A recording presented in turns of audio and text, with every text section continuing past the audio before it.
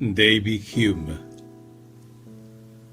Tratado de la naturaleza humana. Introducción. Nada es tan frecuente ni tan natural en los que pretenden revelar al mundo una novedad cualquiera, la filosofía y las ciencias, que insinuar las alabanzas de su propio sistema, censurando todos aquellos que han sido producidos antes. En verdad, si se contentasen con deplorar la ignorancia en la que aún estamos hundidos, en lo que se refiere a las cuestiones más importantes que pueden presentarse ante el tribunal de la razón humana, pocos de los que están familiarizados con las ciencias no serían gustosos del mismo parecer. Es fácil a un hombre dotado de juicio conocer y ver el superficial fundamento de aquellos, aun entre los sistemas, que han obtenido el mayor crédito y llevado más alto las pretensiones o razonamientos precisos y profundos. Principios admitidos a la ligera, consecuencias mal deducidas de estos principios, falta de coherencia en las partes y evidencia en el todo. He aquí lo que se encuentra por todas partes en los sistemas de los más eminentes filósofos y lo que parece haber sido causa de disfavor hacia la misma filosofía. No son precisos conocimientos profundos para descubrir la condición imperfecta en que están hoy las ciencias. Hasta la muchedumbre, desde fuera, puede juzgar, por el ruido y clamor que oye, que no todo va bien. No hay nada que no esté sujeto a discusión, ni sobre lo que las gentes instruidas no sean de opiniones contrarias. La más insignificante cuestión no se escapa a nuestra controversia, y con respecto a las más importantes no somos capaces de dar ninguna solución cierta. Las discusiones se multiplican como si todo fuera dudoso, y estas cuestiones son llevadas con el mayor calor, como si todo fuera cierto. En medio de toda esta confusión, no es la razón la que se lleva el premio, sino la elocuencia. Y nadie debe desesperar jamás de ganar prosélitos para la más extravagante hipótesis, si posee bastante arte para presentarla con colores favorables. La victoria no ha sido obtenida por las gentes de armas que manejan la pica y la espada, sino por las trompetas, los tambores y los músicos del regimiento. De ahí proviene, creo yo, ese juicio común contra los razonamientos metafísicos de todas clases, prejuicios que se encuentran aun en aquellos que hacen profesión de estudiosos y que estiman en su justo valor todo otro asunto de la literatura. Por razonamiento metafísico no entienden aquello que lleva a una rama particular de la ciencia, sino toda suerte de argumentos que ofrecen, con cualquier título, un carácter abstruso y que necesita alguna atención para ser comprendido. Con frecuencia hemos perdido tanto el tiempo en tales descubrimientos que de ordinario los abandonamos sin vacilación y decidimos, si hemos de estar siempre en guardia contra los errores y las ilusiones, que éstas sean, por lo menos, naturales y divertidas. Y en verdad, de más que el más decidido escepticismo, juntamente con un alto grado de indolencia, puede justificar esta aversión a la metafísica. Porque por poco que la verdad esté al alcance de la capacidad humana, es cierto que ella debe estar muy profunda y muy secretamente oculta, y esperar conseguirlo sin gran trabajo, después que los más grandes genios han fracasado. A pesar de los más extremos trabajos, debe tenerse ciertamente por muy vano y presuntuoso. No pretendo una ventaja tal de la filosofía que voy a desarrollar, y tendría, por una gran presunción con respecto a ella, que fuese demasiado fácil y rápida de entender. Es evidente que todas las ciencias mantienen una relación más o menos estrecha con la naturaleza humana y que, por muy lejos que algunas de ellas parezcan separarse, vuelven siempre a ella por uno u otro camino. Hasta las matemáticas, la filosofía natural y la religión natural dependen en parte de la ciencia del hombre, pues se hallan bajo el conocimiento de los hombres y son juzgadas por sus poderes y facultades. Es imposible decir qué cambios y progresos podríamos hacer en estas ciencias si conociéramos totalmente la extensión y la fuerza del entendimiento humano, y si pudiéramos explicar la naturaleza de las ideas que empleamos y de las operaciones que realizamos al razonar. Estos progresos son de esperar, especialmente la religión natural, ya que no se contenta con instruirnos acerca de la naturaleza de las fuerzas superiores, sino que lleva a su examen más lejos, a su disposición con respecto a nosotros y a nuestros deberes con respecto a ellas. En consecuencia, no somos sólo los seres que razonamos, sino también uno de los objetos acerca de los que razonamos. Así pues, si las ciencias matemáticas, la filosofía natural y la religión natural dependen de tal modo del conocimiento del hombre, ¿qué no puede esperarse en otras ciencias cuya conexión con la naturaleza humana es más estrecha e íntima? El único fin de la lógica es explicar los principios y operaciones de nuestra facultad de razonamiento y la naturaleza de nuestras ideas. La moral y la estética consideran nuestros gustos y sentimientos, y la política estudia a los hombres unidos en sociedad y dependientes los unos de los otros. En estas 4 ciencias de la lógica, moral, estética y política, se comprende casi todo lo que nos puede importar de algún modo conocer, o que puede tender al progreso o adorno del espíritu humano. Así pues, el único expediente en cuyo éxito podemos confiar en nuestras investigaciones filosóficas es abandonar el aburrido y lánguido método que hemos seguido hasta ahora. Y en lugar de tomar de vez en cuando un castillo o una aldea en la frontera, marchar directamente hacia la capital o centro de estas ciencias, hacia la naturaleza humana misma. Una vez dueños de ella, podemos esperar en todas partes una fácil victoria. Desde esta base podemos extender nuestras conquistas sobre todas las ciencias que se refieren más íntimamente a la vida humana, y podemos después proceder con más tiempo a descubrir más plenamente las que son objeto de la pura curiosidad. No hay cuestión de importancia cuya decisión no se haya comprendida en la ciencia del hombre, y no hay ninguna que pueda ser decidida con alguna certidumbre antes de que hayamos llegado a conocer esta ciencia. Por consiguiente, al pretender explicar los principios de la naturaleza humana, proponemos en efecto un sistema completo de las ciencias construido sobre un fundamento casi enteramente nuevo, y el único sobre el que éstas pueden descansar con alguna seguridad. Del mismo modo que la ciencia del hombre es el único fundamento sólido para la fundamentación de las otras ciencias, la única fundamentación sólida que podemos dar a esta ciencia misma debe basarse en la experiencia y en la observación. No es una reflexión asombrosa el considerar que la aplicación de la filosofía experimental a las cuestiones de moral vendrá después de su aplicación a las de la naturaleza y a la distancia de una centuria entera, ya que hallamos de hecho que existió casi el mismo intervalo entre los orígenes de estas ciencias y que, contando de Tales a Sócrates, el periodo de tiempo es próximamente igual al que existe entre Lord Bacon y algunos filósofos recientes de Inglaterra, que han comenzado a llevar la ciencia del hombre por un nuevo camino y han interesado la atención y excitado la curiosidad del público.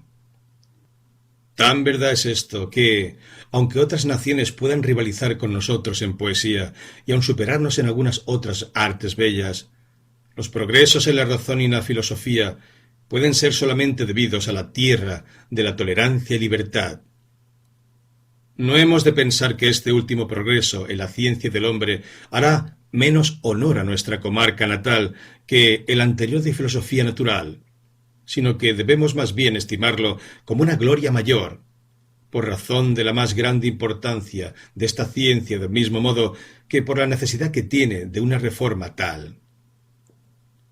Pues me parece evidente que la esencia del espíritu, siendo tan desconocida para nosotros como la de los cuerpos externos, debe ser igualmente imposible formarnos una noción de sus fuerzas y cualidades, más que por experimentos cuidadosos y exactos, y por la observación de los efectos particulares que resultan de sus diferentes circunstancias y situaciones. Y, aunque debemos intentar hacer nuestros principios tan universales como sea posible, llevando nuestros experimentos lo más lejos posible y explicando todos los efectos por las causas más reducidas y simples, es aún cierto que no podemos ir más allá de la experiencia, y toda hipótesis que pretenda descubrir el origen y cualidades últimas de la naturaleza humana debe desde el primer momento ser rechazada como presuntuosa y quimérica. No creo que un filósofo que se aplicase tan seriamente a la explicación de los últimos principios del alma se mostraría un gran maestro en esta ciencia de la naturaleza humana que él pretende explicar, o muy instruido en lo que es naturalmente satisfactorio para el espíritu del hombre. Pues nada es más cierto que la desesperación produce casi el mismo efecto sobre nosotros que la alegría, y que tan pronto como conocemos la imposibilidad de conocer un deseo, éste se desvanece. Cuando vemos que hemos llegado a la extrema extensión de la razón humana, nos detenemos contentos, aunque nos hallemos convencidos en lo capital de nuestra ignorancia y percibamos que no podemos dar una razón para nuestros principios más generales y refinados fuera de nuestra experiencia de su realidad, que es la razón del mero vulgo y que no se requiere estudio para descubrir los fenómenos más extraordinarios y particulares. Y como esta imposibilidad de hacer un progreso ulterior es suficiente para convencer al lector, el escritor puede obtener un convencimiento más delicado con su libre confesión de su ignorancia y de su prudencia, evitando el error en que tantos han caído, imponiendo sus conjeturas e hipótesis a todo el mundo como los principios más ciertos. Cuando este contentamiento y convicción mutuos puedan ser obtenidos entre el maestro y el discípulo, no sé qué más pedir a nuestra filosofía. Mas, si esta imposibilidad de explicar los últimos principios debe ser estimada como un defecto de la ciencia del hombre, me atreveré a afirmar que es un defecto común a todas las ciencias y a todas las artes a las que podamos dedicarnos, ya sean las cultivadas en las escuelas de los filósofos, ya las que se practican en las oficinas de los más humildes artesanos.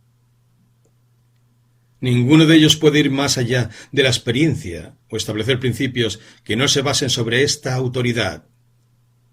La filosofía moral tiene de hecho esta desventaja particular que no se halla en la natural, a saber, que, reuniendo sus experimentos, no puede hacerlos con un propósito, una premeditación y según un método que satisfagan en lo concerniente a toda dificultad particular que pueda surgir.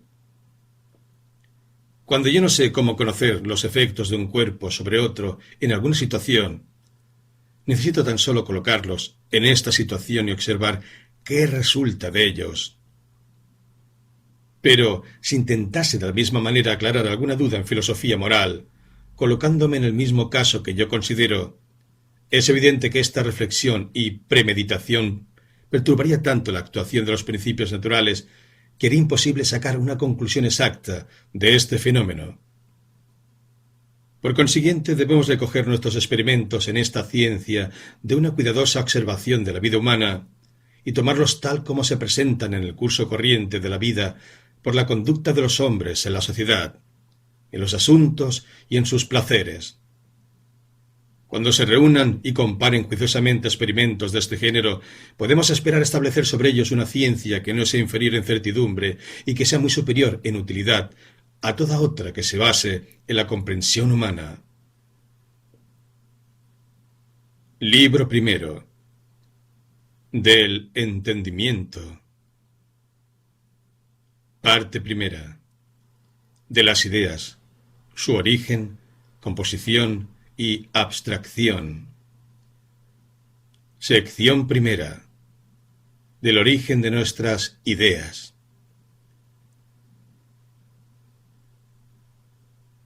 Todas las percepciones de la mente humana se reducen a dos géneros distintos que yo llamo impresiones e ideas. La diferencia entre ellos consiste en los grados de fuerza y vivacidad con que se presentan a nuestro espíritu, y se abren camino en nuestro pensamiento y conciencia. A las percepciones que penetran con más fuerza y violencia llamamos impresiones, y comprendemos bajo este nombre todas nuestras sensaciones, pasiones y emociones, tal como hacen su primera aparición en el alma.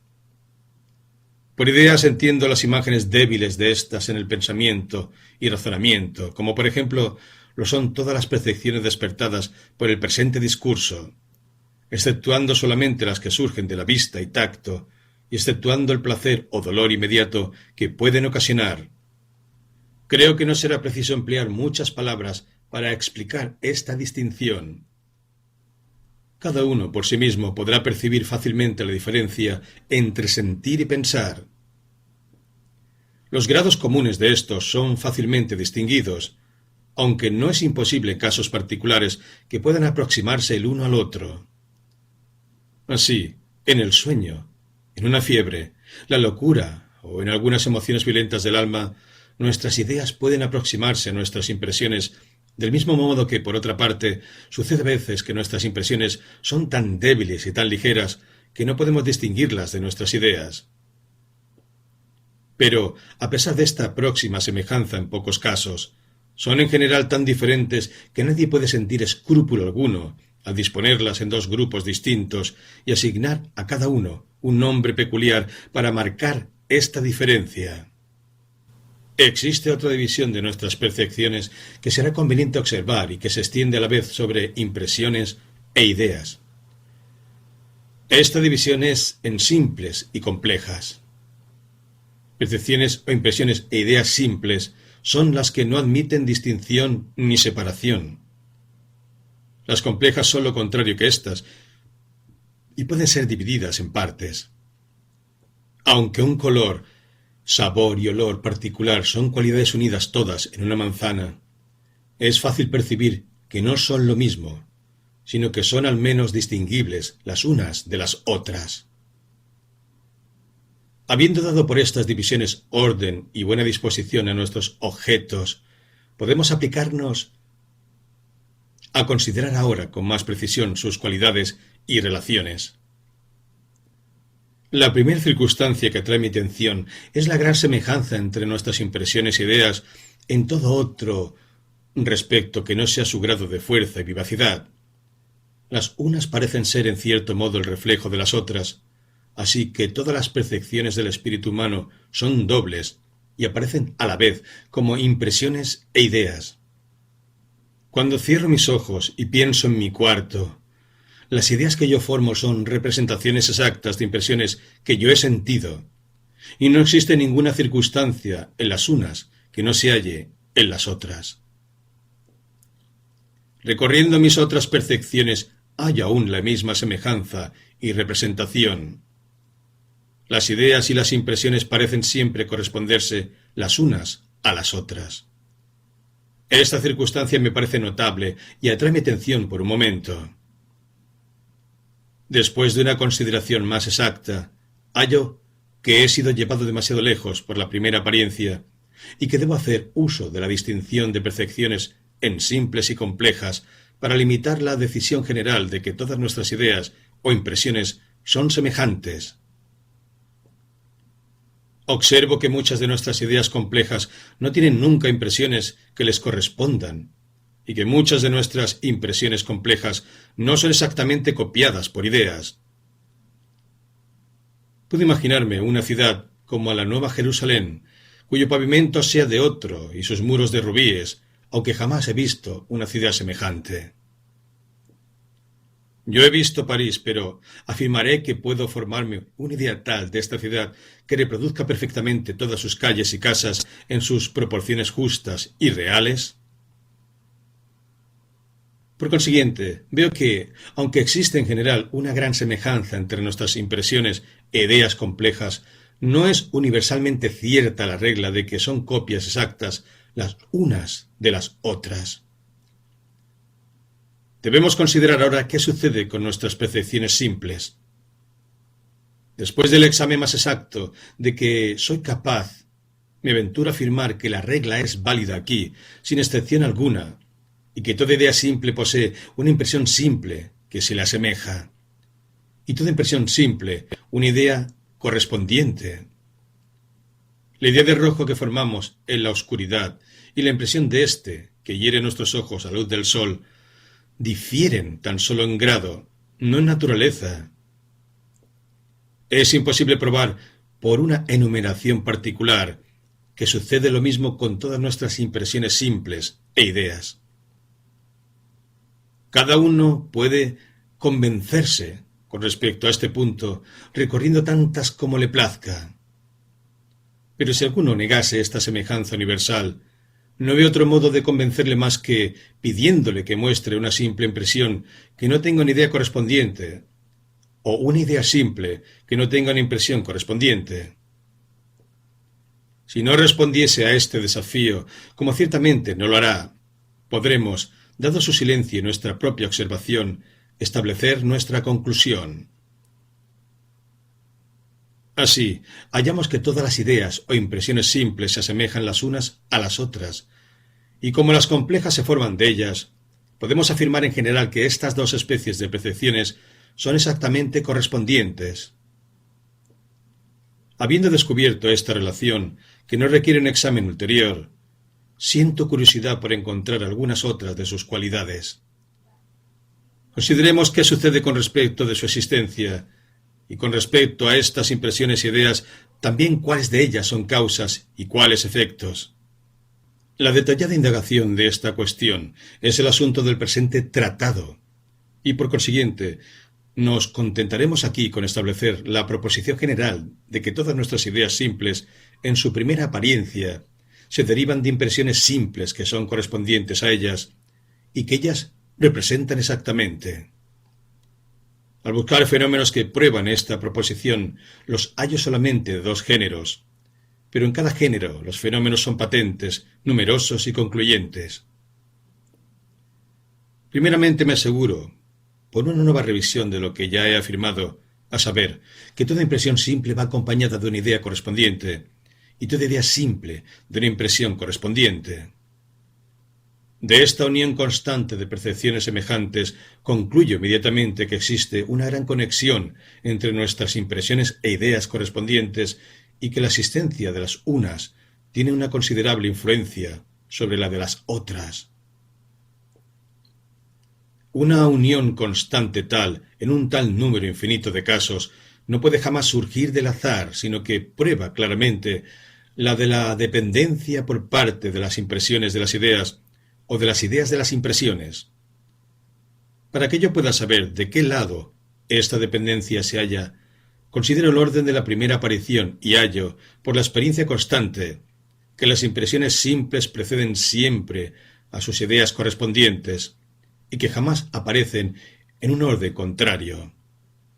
Para dar a un niño la idea de escarlata o naranja, o de dulce o amargo, presento los objetos, o en otras palabras, le produzco estas impresiones, pero no procedo tan absurdamente que intente producir las impresiones despertando las ideas. Nuestras ideas, en su aparición, no producen sus impresiones correspondientes y no podemos percibir un color o sentir una sensación tan solo por pensar en ella. Por otra parte, hallamos que la impresión, ya del alma, ya del cuerpo, va seguida constantemente de una idea que se le asemeja, y es solamente diferente los grados de fuerza y vivacidad. La unión constante de nuestras percepciones semejantes es una prueba convincente de que las unas son causas de las otras. Y la prioridad de las impresiones es una prueba igual de que nuestras impresiones son las causas de nuestras ideas y no nuestras ideas de nuestras impresiones. Para confirmar esto consideraré otro fenómeno manifiesto y convincente, que consiste en que siempre que por un accidente las facultades que producen algunas impresiones se hallan fuera de función, como cuando una persona es ciega o sorda de nacimiento, no sólo se pierden las impresiones, sino también las ideas correspondientes, de modo que no aparece jamás en la mente el más pequeño rastro de unas y otras. No sólo esto es cierto cuando los órganos de la sensación se hallan totalmente destruidos, sino también cuando no han sido jamás puestos en acción para producir una impresión particular. No podemos formarnos una idea precisa del sabor de un plátano sin haberlo probado realmente. Sin embargo, existe un fenómeno contradictorio que puede probar que no es absolutamente imposible para las ideas preceder a las impresiones correspondientes. Creo que concederá fácilmente que las varias ideas distintas de colores que percibimos con los ojos o de los sonidos que nos proporciona el oído son realmente diferentes las unas de las otras, aunque al mismo tiempo semejantes. Ahora bien, si esto es verdad de los diferentes colores, debe no ser menos cierto que los diferentes matices del mismo color producen cada uno una idea distinta independiente de las demás. Pues si esto se niega, es posible, por la graduación continua de los matices, pasar de un color insensiblemente al que le es más remoto. Y si no se concede que todos los términos medios son diferentes, no se puede, sin cometer un absurdo, negar que los extremos sean los mismos. Supongamos, por consiguiente, que una persona haya gozado de la vista durante 30 años y haya llegado a conocer los colores de todas clases, excepto un matiz de azul particular, por ejemplo, que no ha tenido la suerte de encontrar. Colóquense todos los diferentes matices de este color, excepto este único, ante él, descendiendo gradualmente del más oscuro al más claro. En este caso, es manifiesto que percibirá un hueco donde falta este matiz, y se dará cuenta de que existe en este lugar una distancia mayor entre los colores contiguos que en algún otro. Me pregunto ahora si es posible para él suplir por su propia imaginación esta falta y producir la idea de este particular matiz, aunque no le haya sido nunca proporcionada por los sentidos. Creo que pocos no serán de la opinión de que puede, y esto podrá servir como prueba de que las ideas simples no se derivan siempre de las impresiones correspondientes, aunque el caso es tan particular y singular que apenas merece nuestra observación y que no merece que por él solo alteremos nuestras máximas generales. Aparte de esta excepción, no estará de más notar, en este caso, que el principio de prioridad de las impresiones con respecto a las ideas debe ser entendido con otra limitación, a saber, que, como nuestras ideas son imágenes de nuestras impresiones, podemos formar ideas secundarias que son imágenes de las primarias, como se ve por el razonamiento que hacemos acerca de ellas. Esto no es, propiamente hablando, tanto una excepción de la regla como una explicación de ella. Las ideas producen imágenes de sí mismas en nuevas ideas, pero como se supone que las primeras ideas se derivan de impresiones, sigue siendo cierto que todas nuestras ideas simples proceden mediata o inmediatamente de sus impresiones correspondientes.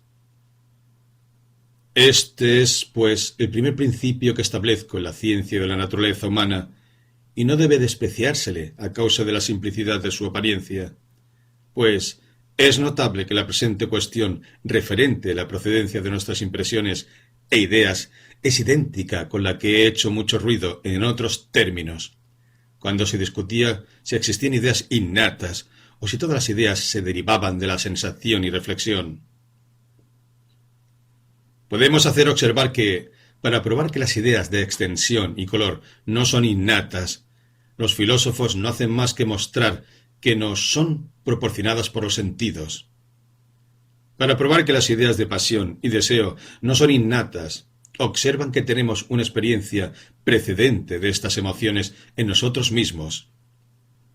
Ahora bien, si examinamos cuidadosamente estos argumentos, hallaremos que no prueban más que las ideas son precedidas de otras percepciones más vivaces de las que se derivan y que representan.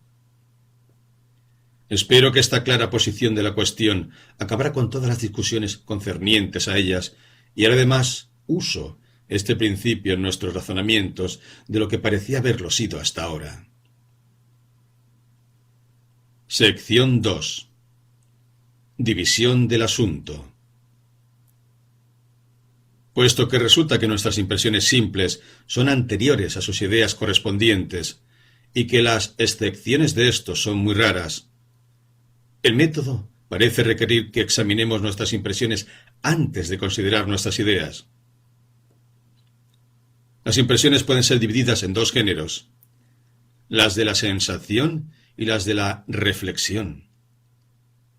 El primer género surge en el alma, originariamente por causas desconocidas. El segundo se deriva, en gran medida, de nuestras ideas, y en el siguiente orden. Una impresión nos excita a través de los sentidos y nos hace percibir calor o frío, sed o hambre, placer o dolor de uno u otro género. De esta impresión existe una copia tomada por el espíritu y que permanece después que la impresión cesa, y a esto llamamos una idea.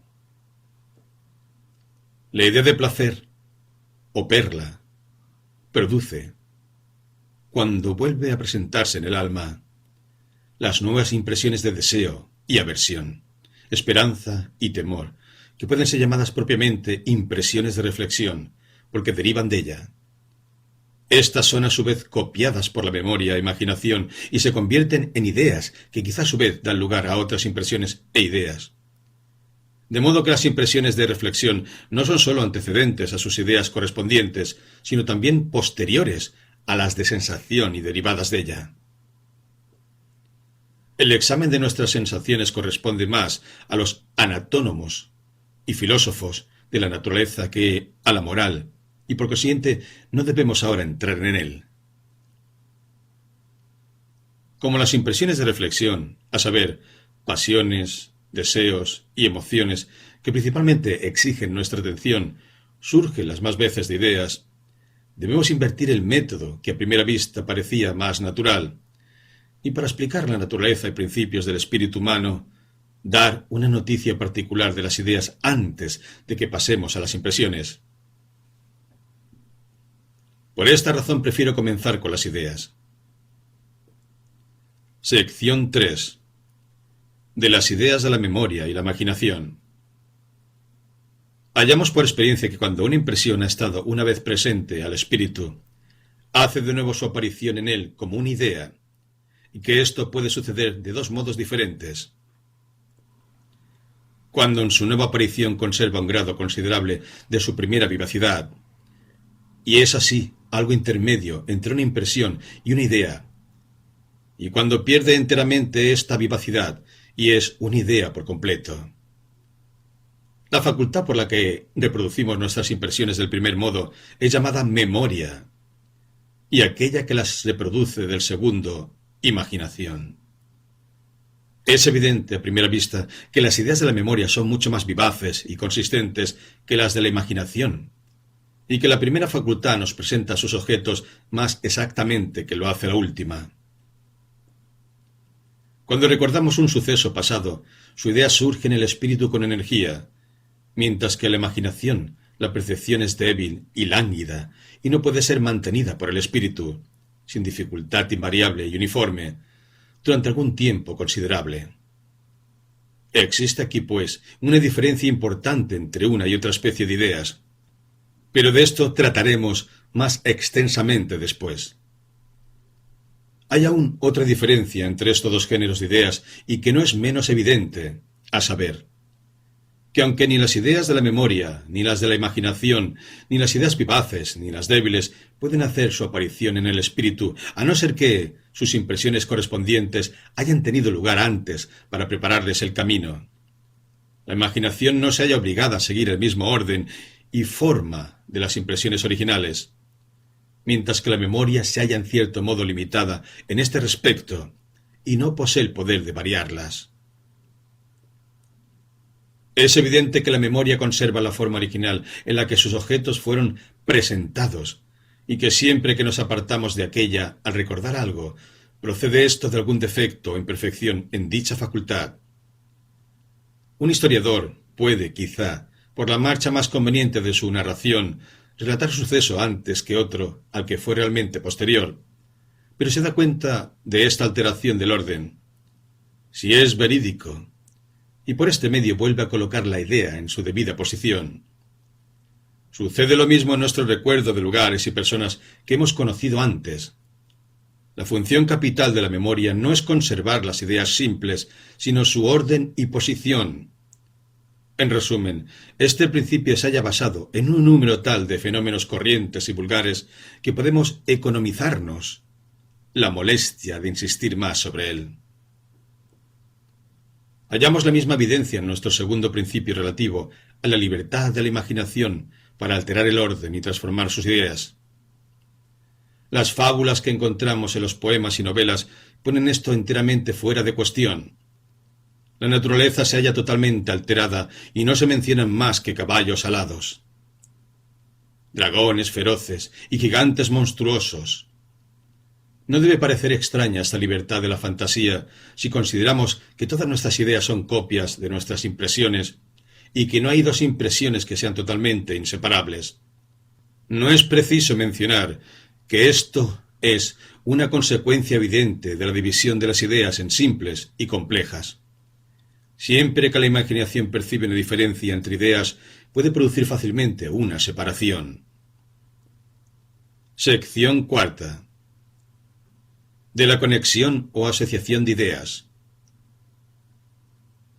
Como todas las ideas simples pueden ser separadas por la imaginación y pueden ser unidas de nuevo, en la forma que a ésta agrade, nada sería más inexplicable que las operaciones de esta facultad si no estuviese guiada por algunos principios universales que la hacen en alguna medida uniforme en todos los tiempos y lugares.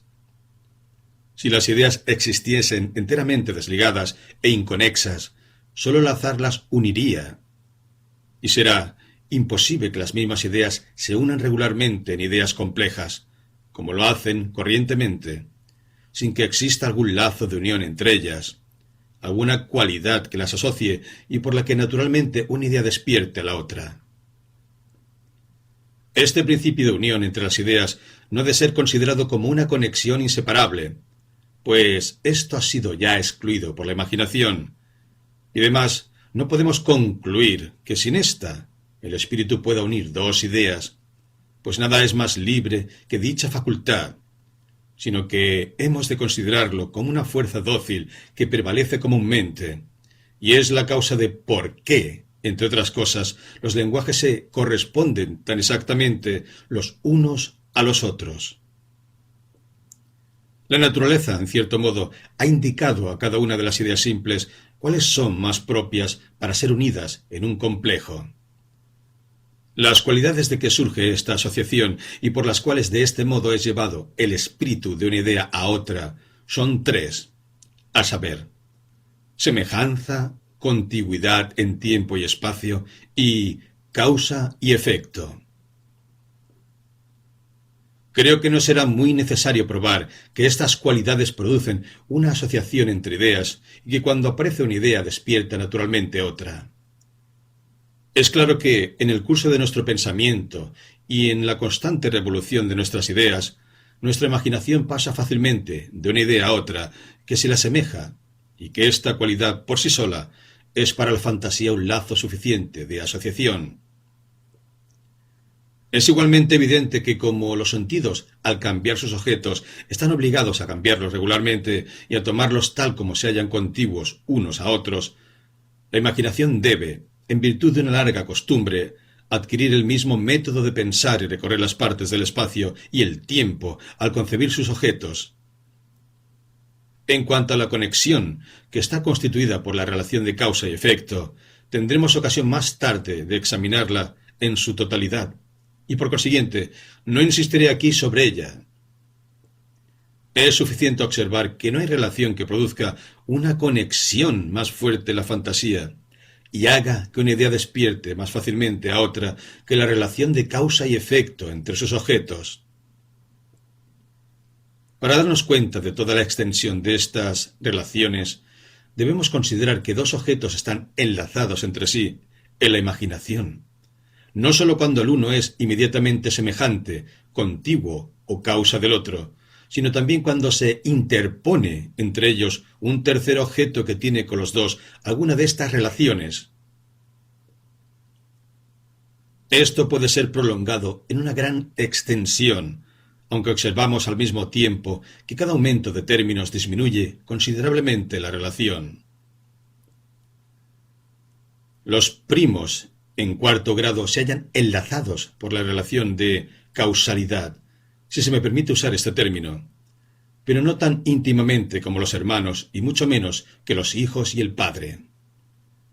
En general, podemos observar que todas las relaciones de sangre dependen de las de causa y efecto, y se estiman próximas o remotas, según el número de causas intermedias interpuestas entre las personas. De las tres relaciones arriba mencionadas, la más extensa es la de causalidad. Dos objetos pueden ser considerados como puestos en esta relación tanto cuando el uno es causa de alguna de las acciones o movimientos del otro, como cuando el primero es la causa de la existencia del último. Pues, como la acción o movimiento no es más que el objeto mismo considerado en un cierto respecto, y como el objeto continúa el mismo en todas sus diferentes situaciones, es fácil imaginar cómo esta influencia de unos objetos sobre otros puede enlazarlos en la imaginación. Podemos llevar esto más lejos y hacer notar que no solo dos objetos están enlazados por la relación de causa y efecto cuando el uno produce un movimiento o una acción del otro, sino también cuando tiene el poder de producirlas. Podemos observar que esto es la fuente de todas las relaciones de interés y deber por los que los hombres influyen los unos a los otros en la sociedad y se hallan sometidos a los lazos del gobierno y la subordinación. Un señor es una persona que por su situación, que surge de la fuerza o del pacto, tiene el poder de dirigir en ciertos respectos las acciones de otra persona que llamamos criado. Un juez es un individuo que en todos los casos, en litigio, puede fijar por su opinión la posesión o propiedad de algo entre miembros de la sociedad. Cuando una persona posee algún poder, no se requiere para ponerlo en acción más que el ejercicio de la voluntad, y esto se considera en cada caso como posible y en muchos como probable, especialmente en el caso de la autoridad, donde la obediencia del súbdito es un placer y una ventaja para el superior. Estos son, por consiguiente, los principios de unión o cohesión de nuestras ideas simples y ocupan en la imaginación el lugar de la conexión inseparable por las que se hallan unidas en nuestra memoria. Existe aquí un género de atracción que, como se verá, posee en el mundo mental efectos tan extraordinarios como en el natural, y que se revelan formas tan numerosas como varias.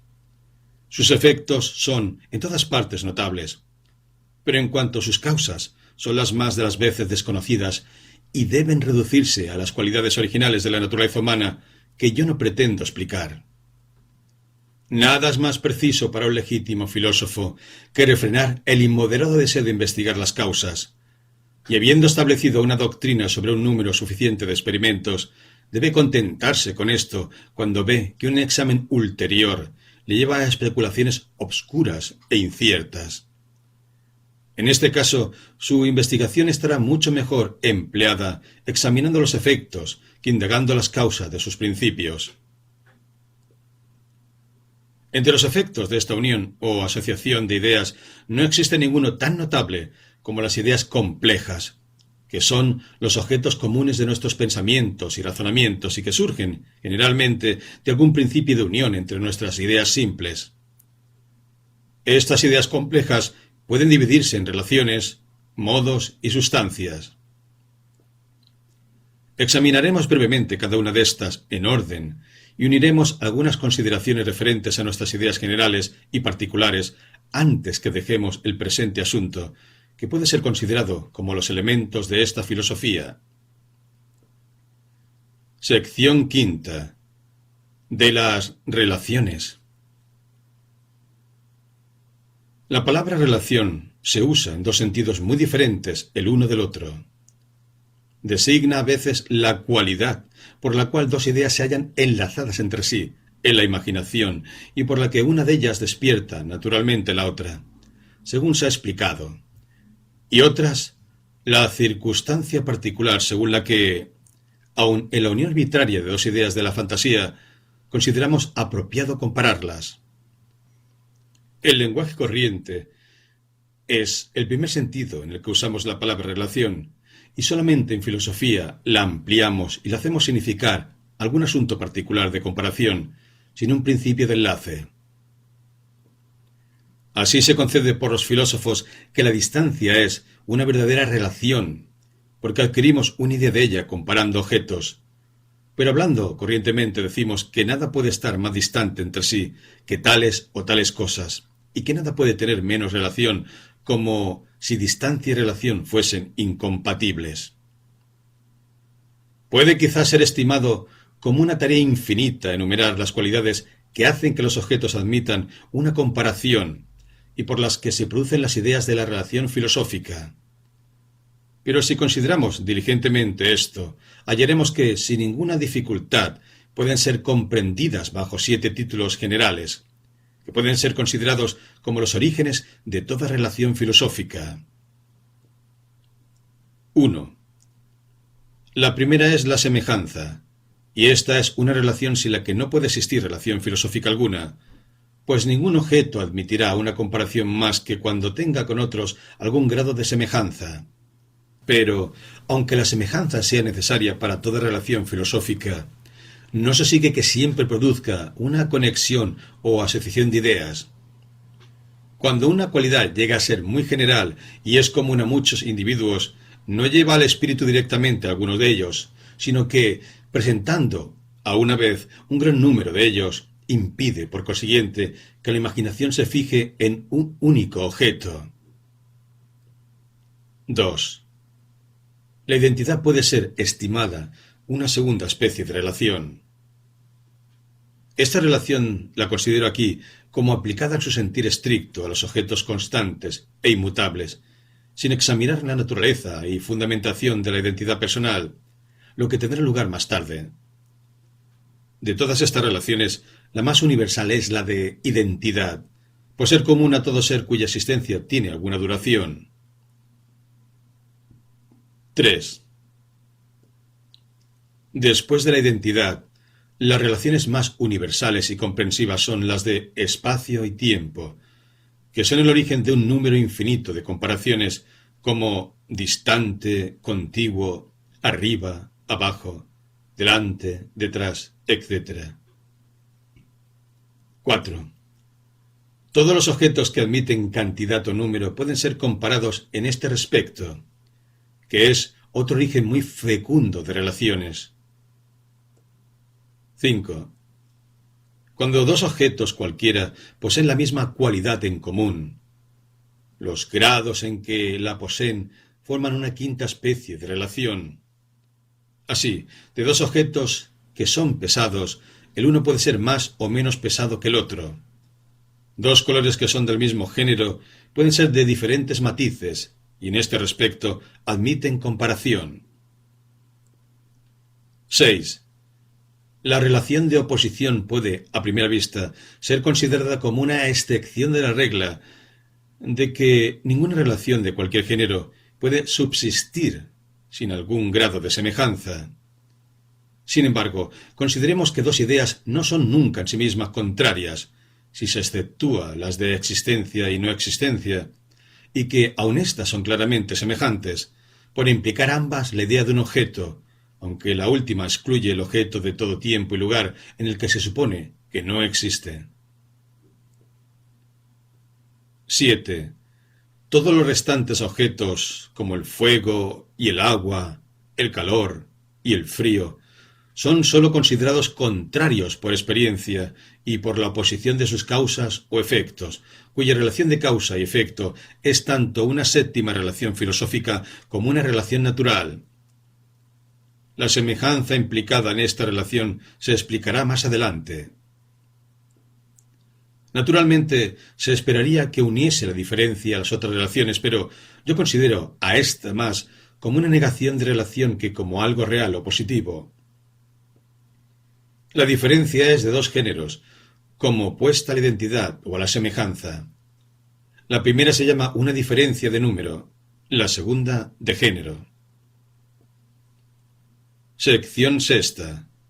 De los modos y substancias.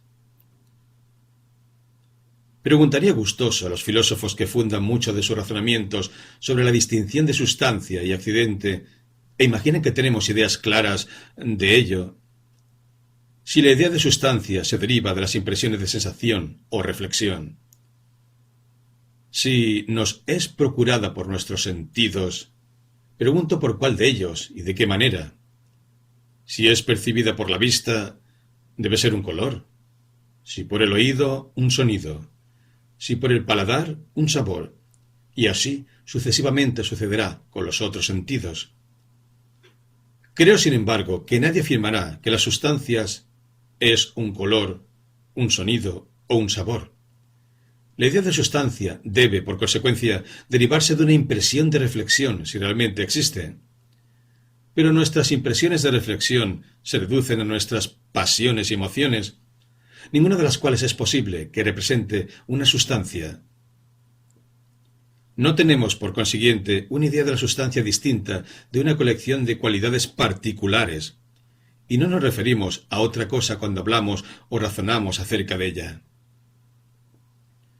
La idea de una substancia, lo mismo que la de un modo, no es más que una colección de ideas simples, que están unidas por la imaginación y poseen un nombre particular asignado a ellas, por el que somos capaces de recordar para nosotros mismos o los otros esta colección. Pero la diferencia entre estas ideas consiste en que las cualidades particulares que forman una sustancia se refieren corrientemente a un algo desconocido, al que se supone son inherentes, o, concediendo que esta ficción no tiene lugar, se supone al menos que se hallan enlazadas, estrecha e inseparablemente por las relaciones de contigüidad y causalidad.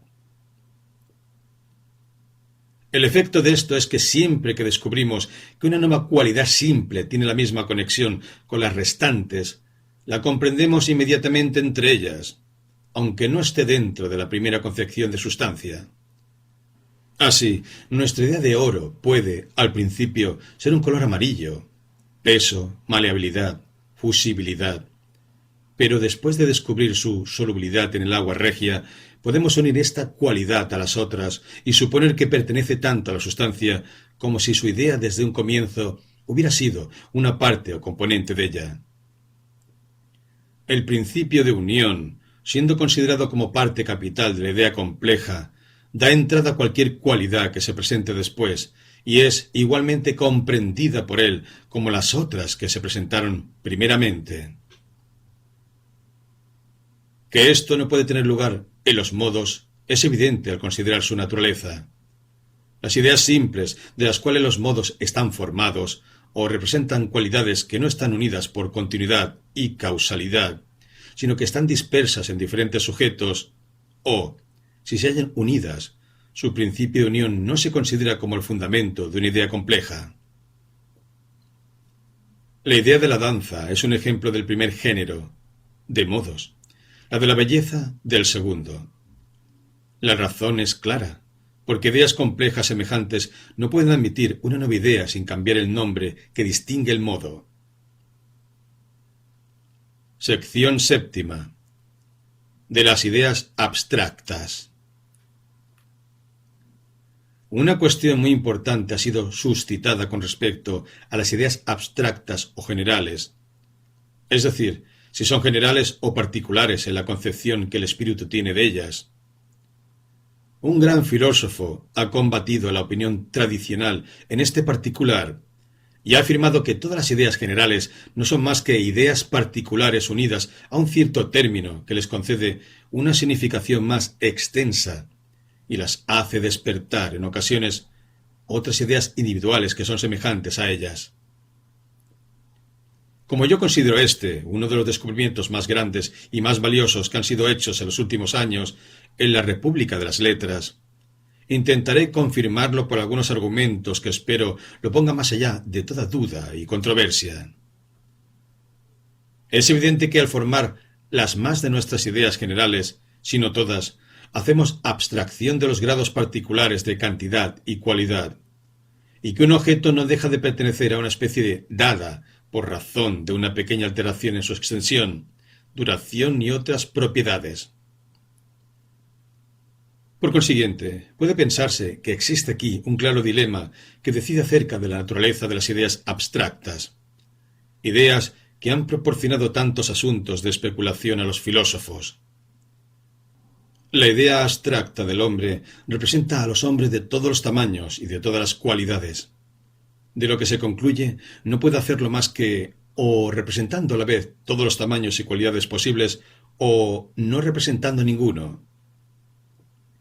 Ahora bien, estimándose como absurdo defender la primera posición, por implicar una capacidad infinita del espíritu, se ha decidido comúnmente en favor de la última y se ha supuesto que nuestras ideas abstractas no representan ningún grado particular de cantidad o cualidad.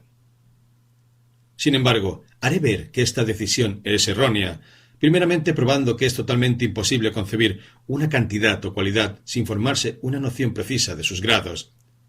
Y segundo, mostrando que, aunque la capacidad del espíritu no es infinita, podemos formarnos a la vez una noción de todos los grados posibles de cantidad y cualidad de una manera que, aunque imperfecta, puede servir al menos para todos los propósitos de la reflexión y conversación.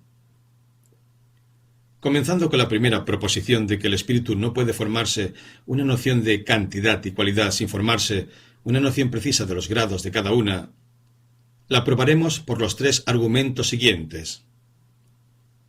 Primeramente, hemos observado que todos los objetos diferentes son distinguibles y que todos los objetos distinguibles son separables por el pensamiento y la imaginación.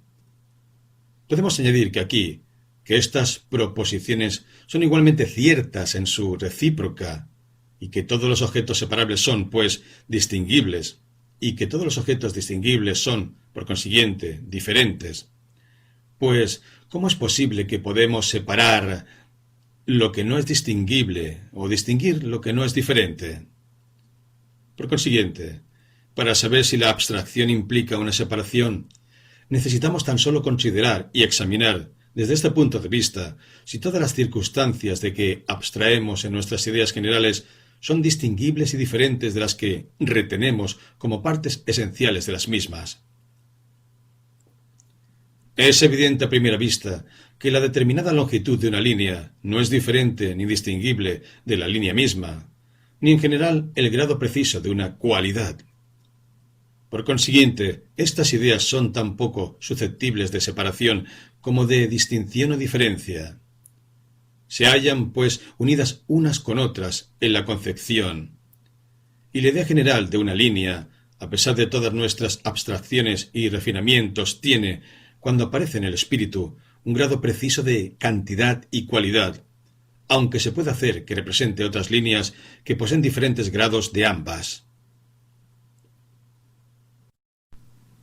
Segundo, se confiesa que ningún objeto puede aparecer a los sentidos, o, con otras palabras, que ninguna impresión puede llegar a estar presente al espíritu sin hallarse determinada en sus grados de cantidad y cualidad. La confusión en que se hallan envueltas a veces las impresiones procede tan solo de su debilidad e inestabilidad, y no de alguna capacidad del espíritu para recibir una impresión en que su existencia real no posea un grado o relación determinada. Es esto una contradicción en los términos y aun implica la más grasa de las contradicciones, a saber, que es posible que la misma cosa sea y no sea al mismo tiempo. Ahora bien, puesto que todas las ideas se derivan de impresiones y no son más que copias y representaciones de ellas, todo lo que es verdadero de las unas debe reconocerse como perteneciente a las otras. Las impresiones y las ideas difieren tan solo por su vigor y vivacidad. La conclusión precedente no se funda en un grado particular de vivacidad. No puede, pues, ser afectada por una variación en este respecto. Una idea es una impresión más débil, y, como una impresión fuerte debe tener necesariamente una cualidad y cantidad determinadas, debe suceder lo mismo con su copia o representante. Tercero, es un principio generalmente admitido en filosofía que todo en la naturaleza es individual y que es totalmente absurdo suponer un triángulo realmente existente que no posea una relación precisa de lados y ángulos. Si esto, por consiguiente, es absurdo en el hecho y la realidad, debe serlo también en la idea, pues nada de lo que podemos formarnos una idea clara y distinta es absurdo o imposible. Formarnos la idea de un objeto y formarnos una idea simplemente es la misma cosa. La referencia de la idea al objeto, siendo una denominación extraña, de la que en sí misma no tiene ni indicación ni carácter. Ahora bien, como es imposible formarnos una idea de un objeto que posee cantidad y cualidad, y sin embargo no la posee en un grado determinado de ambas, se sigue que existe una imposibilidad igual para formarnos una idea que no se haya limitada y confinada en estos dos respectos. Las ideas abstractas son, pues, en sí mismas individuales, aunque puedan llegar a ser generales en su representación. La imagen en la mente es solamente la de un objeto particular, aunque su aplicación en nuestro razonamiento sea la misma que si fuese universal. Esta aplicación de las ideas, más allá de su naturaleza, procede de la reunión de todos sus grados de cantidad y cualidad de una manera imperfecta, pero que puede servir para los propósitos de la vida, lo que constituye la segunda proposición que yo me propongo explicar. Cuando hemos hallado una semejanza entre varios objetos y que frecuentemente se nos presenta, aplicamos el mismo nombre a todos ellos, cualesquiera que sean las diferencias que podamos observar en los grados de su cantidad y cualidad, y todas las demás diferencias que puedan aparecer entre ellos. Después que hemos adquirido un hábito de este género, la audición de este nombre despierta la idea de uno de estos objetos y hace que la imaginación lo conciba con todas sus circunstancias y proporciones determinadas. Pero, como la misma palabra se supone que ha sido aplicada frecuentemente a otras representaciones particulares, que son diferentes en muchos respectos de la idea que se halla inmediatamente presente al espíritu, y no siendo la palabra capaz de despertar la idea de otras representaciones particulares, toca tan solo al alma, si se nos permite hablar de este modo, y despierta el hábito que hemos adquirido considerándolas. No están éstas realmente de hecho presentes al espíritu, pero sí solamente en potencia. No podemos representárnoslas claramente a la imaginación, pero somos capaces de considerar fácilmente alguna de ellas cuando lo exija un designio o necesidad presente. La palabra despierta una idea individual y al mismo tiempo un cierto hábito. Y este hábito produce cualquier otra idea individual que podamos tener ocasión de emplear. Sin embargo, con la producción de todas las ideas a las que el nombre puede ser aplicado, es, en lo más de los casos, imposible. Abreviamos este trabajo por una consideración más parcial y hallamos que no surgen más que pocos inconvenientes de esta simplificación en nuestro razonamiento.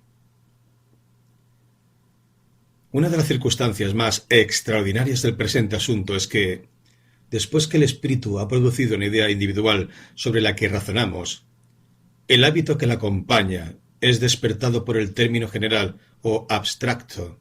Sugiere rápidamente otra idea individual si por casualidad hacemos un razonamiento que no concuerda con aquella. Así, si mencionáramos la palabra triángulo y formásemos la idea de un equilátero determinado para corresponder a aquella, y afirmásemos después que los tres ángulos de un ángulo son iguales entre sí, las otras ideas individuales de un escaleno y un isósceles que hemos omitido al principio se nos presentan inmediatamente y nos hacen percibir la falsedad de esta proposición, aunque sea verdadera con relación a la idea que hemos formado. Que la mente nos sugiere siempre estas ideas cuando es preciso, procede de alguna imperfección en sus facultades, y una imperfección semejante es frecuentemente el origen del falso razonamiento y sofística. Esto es principalmente lo que sucede con las ideas que son abstrusas y complejas. En otras ocasiones el hábito es perfecto y caemos rara vez en tales errores. Es más, el hábito es en ocasiones tan perfecto que la misma idea puede unirse a varias palabras diferentes y puede ser empleada en diferentes razonamientos sin peligro alguno de error. Así, la idea de un triángulo equilátero de 1 pulgada de altura puede servirnos para hablar de una figura rectilínea, de una figura regular, de un triángulo y de un triángulo equilátero. Por consiguiente, todos estos términos van, en este caso, unidos con la misma idea, pero como acostumbran a ser aplicados en una mayor o menor extensión, despiertan sus hábitos, y por esto llevan al espíritu rápidamente a observar que no se ha realizado ninguna conclusión contraria a la idea que usualmente se comprende bajo ellos. Antes de que estos hábitos hayan llegado a ser totalmente perfectos, quizá el espíritu no se contente con formarse la idea de una sola realidad individual, sino que puede recorrer varias distintas, para entender lo que quiere decir y la extensión del complejo que quiere expresar por el término general. Para que podamos determinar el sentido de la palabra figura, debemos recorrer en nuestro espíritu las ideas de círculo, cuadrado, paralelogramo, triángulo de diferentes lados y proporciones, y no podemos permanecer en una imagen o idea. Como quiera que esto sea, es cierto que nos formamos la idea de realidades individuales, siempre que usamos un término general, que rara vez o nunca agotamos estas realidades individuales y que las que permanecen por representar son representadas solamente por medio del hábito por el que las reproducimos cuando alguna ocasión presente las exige. Esta es, pues, la naturaleza de nuestras ideas abstractas y términos generales, y de esta manera es como explicamos la precedente paradoja de que algunas ideas son particulares en su naturaleza y generales en su representación. Una idea particular se hace general uniéndose con un término general, esto es, con un término que, por una unión habitual, está en relación con otras muchas ideas particulares y las reproduce en la imaginación fácilmente. La única dificultad que queda en este asunto debe referirse al hábito que reproduce tan fácilmente toda idea particular que podamos necesitar, y es despertado por una palabra o sonido con el que lo unimos frecuentemente. El modo más apropiado, según mi opinión, de dar una explicación satisfactoria de esta actividad del espíritu es producir otros casos que son análogos a ella y otros principios que facilitan su actuación. El explicar las causas últimas de nuestras acciones mentales es imposible. Es suficiente que podamos dar una explicación satisfactoria de ellas por la experiencia y analogía. Primeramente, pues, observo que cuando mencionamos algún número grande, por ejemplo, 1.000.000, el espíritu no tiene en general una idea suya adecuada, sino tan solo la capacidad de producir una idea tal, por la idea adecuada de las decenas, bajo las cuales el número se haya comprendido. Esta imperfección, sin embargo, de nuestras ideas no se experimenta nunca en nuestros razonamientos, que parecen ser un caso paralelo al presente de las ideas universales. Segundo, tenemos varios casos de hábitos que pueden ser despertados por una sola palabra, como por ejemplo cuando una persona que sabe de memoria un fragmento de un discurso o una serie de versos puede recordar el todo, que es incapaz de reproducir tan solo mediante la primera palabra o expresión con que comienza. Tercero, creo que todo el que examine la situación de su espíritu al razonar estará de acuerdo conmigo en que no unimos ideas distintas y completas a cada término que usamos, y que cuando hablamos de gobierno, iglesia, negociación, conquista, rara vez exhibimos en nuestras mentes todas las ideas simples de las que se componen estas ideas complejas. Sin embargo, se puede observar que, a pesar de esta imperfección, podemos evitar decir absurdos acerca de estos asuntos y podemos percibir una repugnancia entre las ideas tanto como si tuviésemos una plena comprensión de ellas. Así, si en lugar de decir que la guerra, el más débil, recurre siempre a las negociaciones, dijésemos que recurre siempre a la conquista, el hábito que hemos adquirido de atribuir ciertas relaciones a las ideas sigue aún a las palabras y nos hace percibir inmediatamente lo absurdo de esta proposición. Del mismo modo que una idea particular puede servirnos para razonar con respecto a otras ideas, aunque sean éstas diferentes en varias circunstancias. Cuarto, dado que las realidades individuales se agrupan y se colocan bajo un término general, teniendo en cuenta la semejanza que entre sí muestran. Esta relación debe facilitar su entrada a la imaginación y hacer que sean sugeridas en la ocasión precisa más rápidamente. De hecho, si consideramos el progreso común del pensamiento, ya en la reflexión, ya en la conversación, hallaremos una razón poderosa para convencernos de este particular. Nada es más admirable que la presteza con que la imaginación despierta sus ideas y las presenta en un instante preciso en que son necesarias o útiles. La fantasía pasa de un extremo a otro del universo, reuniendo las ideas que pertenecen a un asunto. Podría pensarse que el mundo intelectual de las ideas se hallaba presente a nosotros y que no hacíamos más que escoger las que eran más apropiadas a nuestro propósito. Sin embargo, no es preciso que esté presente ninguna, más que las ideas que se hallan reunidas por una especie de facultad mágica en el alma, y que, aunque sea siempre más perfecta los grandes genios, y es propiamente lo que llamamos genio, resulta inexplicable para los más grandes esfuerzos del entendimiento humano. Quizá estas 4 reflexiones puedan ayudar a alejar todas las dificultades de la hipótesis referente a las ideas abstractas que yo he propuesto, y que es tan contraria a lo que, hasta ahora, ha prevalecido en filosofía. Pero, a decir verdad, pongo mi mayor confianza en lo que he probado, ya con referencia a la imposibilidad de las ideas generales, según el método corriente de explicarlas. Debemos buscar, ciertamente, algún sistema nuevo en este asunto, y no existe claramente ninguno más que el que yo he propuesto. Si las ideas son particulares en su naturaleza y al mismo tiempo finitas en su número, sólo por el hábito pueden hacerse generales en su representación y contener un número infinito de otras ideas bajo sí. Antes de que deje este problema, emplearé los mismos principios para explicar la distinción de razón de la que se habla tanto y se extiende tan poco en las escuelas. De este género es la distinción entre figura y cuerpo figurado, movimiento y cuerpo movido.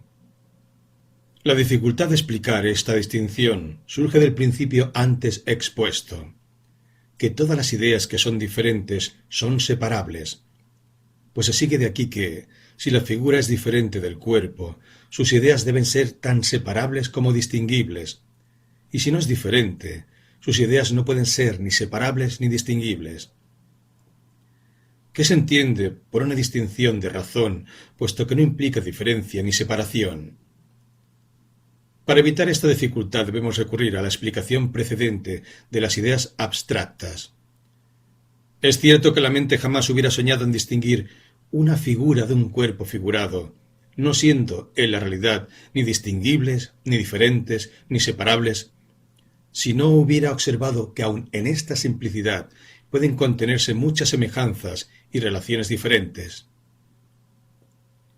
Así, cuando una esfera de mármol blanco se nos presenta, tenemos solo la impresión de un color blanco dispuesto en una cierta forma, y no somos capaces de separar y distinguir el color de la forma. Pero habiendo observado después una esfera de mármol negra y un cubo de mármol blanco, y comparándolos con nuestros primeros objetos, hallamos 2 semejanzas separadas en lo que parecía primeramente, y realmente es totalmente inseparable. Después de un poco más de práctica en este género, comenzamos a distinguir la figura del color por una distinción de razón. Esto es, consideramos juntamente la figura y el color, pues son, en efecto, la misma cosa e indistinguibles, pero vista bajo aspectos diferentes, según las semejanzas de que son susceptibles.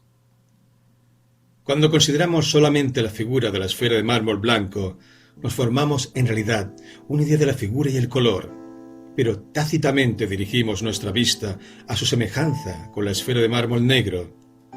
Y del mismo modo, cuando queremos considerar solamente su color, dirigimos nuestra vista a su semejanza con el cubo de mármol blanco. Por este medio acompañamos nuestras ideas de una especie de reflexión de la que el hábito nos hace en gran parte insensibles. Una persona que desea considerar la figura de un globo de mármol blanco sin pensar en su color, desea una cosa imposible. Pero lo que quiere decir es que debemos considerar el color y la figura juntos, pero tener presente la semejanza con la esfera de mármol negro o con alguna otra esfera de cualquier otro color o sustancia